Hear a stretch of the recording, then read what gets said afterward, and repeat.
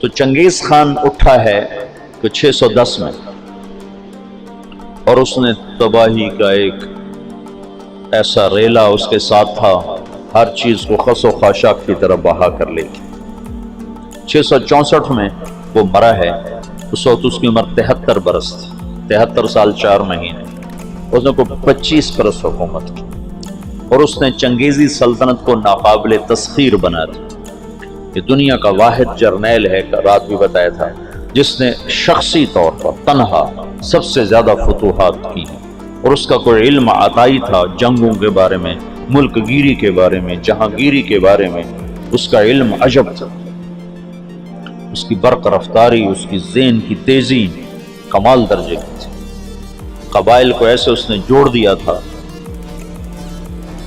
سب ایک جھنڈے تلے مختلف قبائل جمع ہو گئے، اور دنیا کی ناقابل تسخیر طاقت بنے۔ اور قراقرم صحرائے گوبی میں منگولیا کے پاس ایک بڑا شہر اس نے بنایا، دارالحکومت، جو ساری دنیا کا سب سے بڑا دارالحکومت، اور ان کا بڑا نشانہ مسلمان تھے۔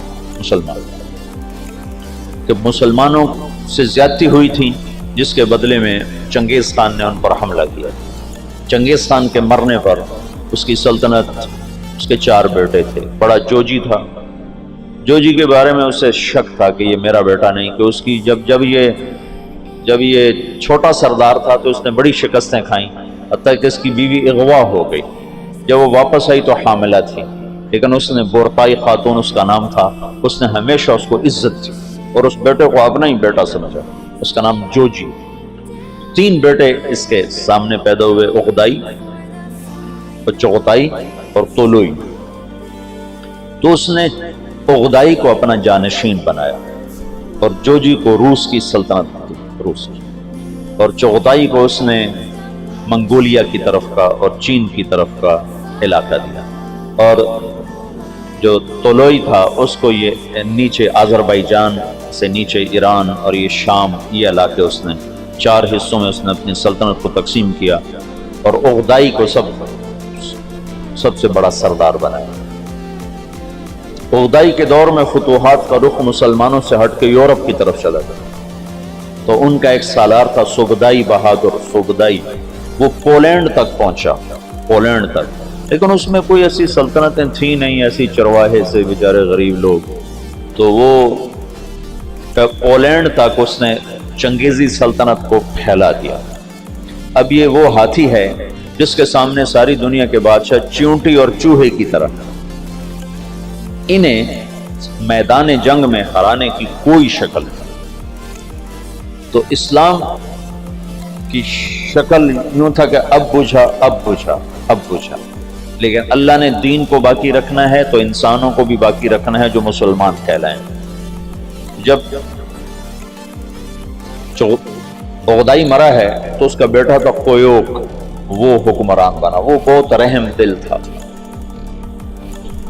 اس نے جنگیں روک دیں اور مسلمانوں کو اپنی سلطنت میں شامل کیا، تو اس کی وجہ سے ساری تاتاری سلطنتوں میں مسلمانوں کے بارے میں نرم گوشہ پیدا ہو۔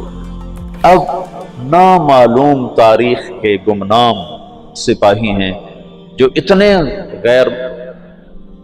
غیر معلوم ہیں، اتنے نامعلوم ہیں کہ کسی تاریخ میں ان کا نام تک درج نہیں، ان کی جگہ درج نہیں، جنہوں نے تاتاریوں کو دعوت دینا شروع کی۔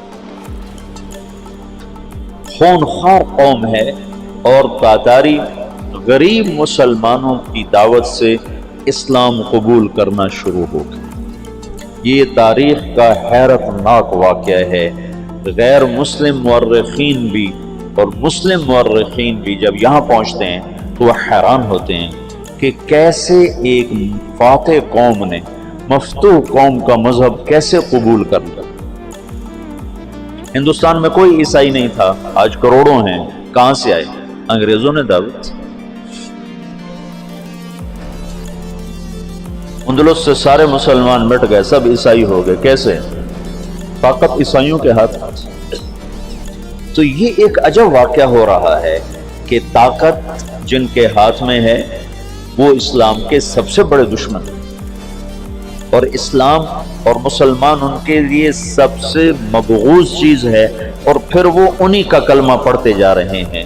یہ 7ویں صدی میں ہو چکا ہے۔ آج کا چنگیز کسی اور شکل میں ہے، کسی اور نام کے ساتھ ہے۔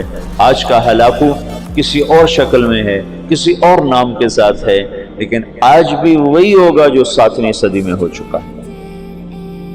ہم ان کو سیاسی میدان میں، جنگی میدان میں شکست نہیں دے سکتے۔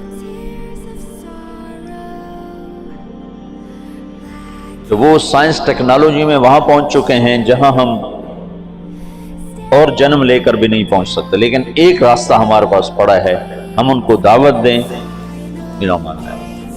اس وقت فرانس میں اوسط 5 سے 6 گورے روزانہ مسلمان ہو رہے ہیں، اوسطاً 5 سے 6 گورے روزانہ مسلمان، اور فرانس یورپ میں سب سے زیادہ اسلام قبول کرنے والا ملک بن چکا ہے، اور اس کے بعد اٹلی سب سے زیادہ تیزی کے ساتھ اسلام میں آ رہا ہے۔ تو پوری دنیا میں امریکہ میں سب سے زیادہ اسلام پھیل رہا ہے۔ دعوت ایسی چیز ہے جو چیونٹی سے ہاتھی کو مروا دیتی ہے۔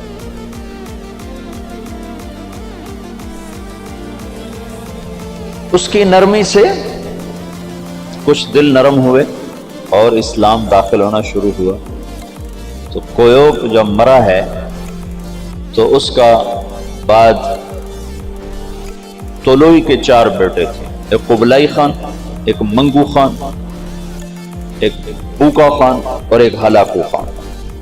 تو اس وقت جوجی کا بیٹا ایباقا وہ سب سے بڑا سردار تھا تاتاریوں میں۔ تو انہوں نے مشورہ کیا کہ اب ہم کس کو اپنا خاقان بنائیں، تو ایباقا نے منگو خان کے بارے میں کہا کہ اس کو اپنا خاقان بناؤ۔ منگو اسلام دشمن تھا، اس کے دور میں بغداد تباہ ہوا ہے۔ جب بغداد پہ حملے کا لشکر نکلا ہے تو یہ جو مسلمان دائی تھے یہ جوجی کی نسل میں اپنا کام دکھا چکے تھے، اور جوجی کا پوتا برکا خان مسلمان ہو گیا۔ ان کی دعوت پر ایک وزیر مسلمان ہوا۔ وزیر کو جب موقع ملتا برکا خان کو اسلام کے فضائل سناتا، اس کو باتیں بڑی اچھی لگتی، پھر وہ پوچھتا تمہیں یہ باتیں کون بتاتا ہے؟ تو پھر وہ بڑے مناسب طریقے سے کہتا کہ یہ مسلمانوں کا دین ہے، یہ مسلمان بتاتے ہیں۔ پھر اس نے کہا مجھے مسلمانوں کا کوئی وفد ملاؤ۔ پھر ایک وفد اس سے ملا، انہوں نے اسلام کی دعوت دی، اسلام کے بنیادی اصول بتائے، تو برکا خان مسلمان ہوا۔ روس آج بھی دنیا کی سب سے بڑی سلطنت ہے، اس وقت بھی روس بہت بڑی سلطنت تھا۔ تو جتنا روسی مغل تھا اور چنگیزی تھا وہ برکا خان کی برکت سے سارے کا سارا مسلمان ہو گیا۔ کوئی تلوار ہلاکو جس نے بغداد کو تہہ تیغ کر کے رکھ دیا، 15 لاکھ آدمی ذبح کر دیا۔ 658 میں پھر اس نے مصر پہ چڑھے، اس دوران حلب، شام، دمشق اس نے اینٹ سے اینٹ بجا دیا۔ پھر 658 میں وہ دمشق مصر کی طرف حملہ آور ہوا۔ تو مصر پر اور ہندوستان پر، حالانکہ یہ دونوں ملک کے لوگ کو اتنے دلیر نہیں تھے جتنے کہ شام، عراق، یہ جو جنگجو قومیں تو یہاں تھی، عرب اور مصر تو مخلوط قوم تھی، ہندوستان مخلوط قومیں تھیں، لیکن کوئی اللہ کی قدرت ہے، نہ ہندوستان پہ مغل حاوی ہو سکے نہ مصر پہ حاوی ہو سکے۔ دونوں جگہ ہندوستان والوں نے تو طاقت سے، اور اللہ کی مدد تو دونوں کے ساتھ تھی، اور مصر والوں نے سیاست سے۔ 658 میں ہلاکو خان نے مصر پہ حملے کے لیے فوج نکالی تو اس کا بھائی منگو خان مر گیا۔ منگو کے مرنے پر یہ قانون تھا کہ جو تاتاری جہاں پر ہے، جب خاقان اعظم مر جائے تو سب قراقرم پہنچیں تاکہ اگلے خان کا انتخاب کیا جا سکے، اگلے خاقان کا انتخاب کیا جا سکے۔ تو وہ وہاں سے نکلا، تو اس کی بیوی تھی وہ عیسائی ہو چکی تھی دوقوزہ، اور اس کا سالار تھا کتبوغا، وہ بھی عیسائی ہو چکا تھا۔ وہ مسلمانوں پر بہت ظلم اٹھاتے تھے، بہت ظلم اٹھاتے تھے، اور ان دونوں نے بڑی کوشش کی کہ ہلاکو خان عیسائی ہو جائے، لیکن وہ عیسائی نہیں ہوا۔ تو انہوں نے اس کی منت کی کہ تم واپس نہ جاؤ، مصر کو فتح کر لو، وہ تو مر گیا، اب تو پہنچ بھی نہیں سکتے ہیں، تو تم بعد میں جانا، پہلے مصر فتح کرو۔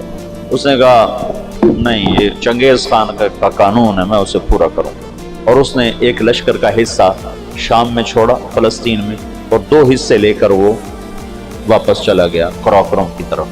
تو اس موقع سے فائدہ اٹھا کر مصر والوں نے خود حملہ کر دیا.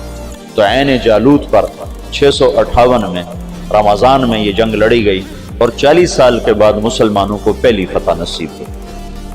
اور اس میں قطبوغا گرفتار ہوا، تو وہاں مصر میں اس کو ٹکڑے ٹکڑے کر کے ختم کیا گیا. پر وہ ایسا کم وقت تھا کہ بوٹی بوٹی ہو گئے، پر اس نے سی نہیں کی، اف نہیں کی. انہوں نے کہا کیا تاتاری عورتوں نے بچے جننے بند کر دیے جو میرا کوئی بدلہ نہ لے گا؟ میرا بدلہ لینے والے ضرور آئیں گے، لیکن اللہ نے وہ موقع نہ دیا. برقع خان ایمان لا چکا ہے. جب ہلاکو چلا ہے وہ قراقرم کے قرولتائی اس کو کہتے تھے، قرولتائی کانفرنس، اس کانفرنس کے لیے چلا ہے. تو اس وقت قبلائی تو لوئی کے 4 بیٹے تھے، تو منگو بنا تھا. تو منگو کی جگہ ہوکا خان موجود تھا قراقرم میں، وہ خود ہی خاقان بن گیا. تو قبلائی کو پتہ چلا تو وہ پھر فوج لے کر آیا، اور اس نے اپنے بھائی کے ساتھ پہلی دفعہ تاتاری آپس میں لڑنا شروع ہوئے، اور ان کی ہیبت میں کمی آئی، اور قبلائی خان نے بوکا کو شکست دی اور قراقرم پہ قبضہ کیا. پھر ان بھائیوں میں آپس میں بہت لڑائیاں ہوتی رہیں تخت کے لیے. آخر میں قبلائی خان غالب آیا اور اس نے اپنے بھائی کو قید کر لیا. پھر قید میں وہ مر گیا بوکا، اور اس نے قراقرم کی بجائے چین کو اپنا دارالحکومت بنایا. چین فتح کیا اور چین کو اپنا دارالسلطنت بنایا. جب ان جنگوں سے فارغ ہوئے تو ہلاکو خان نے حملہ کیا مصر پر. تو برقع خان کو خط لکھا رکن الدین بیبرس نے کہ تم ہماری مدد کرو، تم بھی مسلمان ہو ہم بھی مسلمان. تو پھر برقع خان نے ہلاکو کو خط لکھا کہ تم مسلمانوں پہ حملہ نہ کرو ورنہ میں تم پہ حملہ کروں گا. تو ہلاکو نے اسے خط لکھا کہ تم نے چنگیز کا قانون نہیں پڑھا کہ تاتاری آپس میں نہیں ٹکرایا کرتے. تو اس نے اس کو جواب دیا کہ وہ بھی کافر تھا، تو بھی کافر ہے، تو حملہ کرے گا میں تیرے پر حملہ کروں. جب وہ مصر پہ حملہ آور ہوا تو برقع خان ہلاکو پہ حملہ آور ہوا، تو اس نے ہلاکو کو شکست دی اور مصر اس تسلط سے نکل گیا. پھر ان دونوں بھائیوں کی چچا زاد بھائیوں کے آپس میں لڑائیاں ہوئیں، جس میں ہلاکو کو آخر میں شکست ہوئی، اور اس غم سے وہ بھی 42 سال کی عمر میں فالج کے مرض سے مر گیا. اس کا پوتا ہلاکو کا پوتا نقودار اس کا نام تھا. پہلے وہ عیسائی ہوا، عیسائی، اور اس نے اپنا نام نقودار رکھا. یہ نقودار خاقانی نام نہیں ہے، لیکن بعد میں اللہ نے اس کو اسلام کی دولت دی تو مسلمان ہو کر اس نے نام احمد خان رکھا. ہلاکو کی نسل میں اسلام داخل ہو.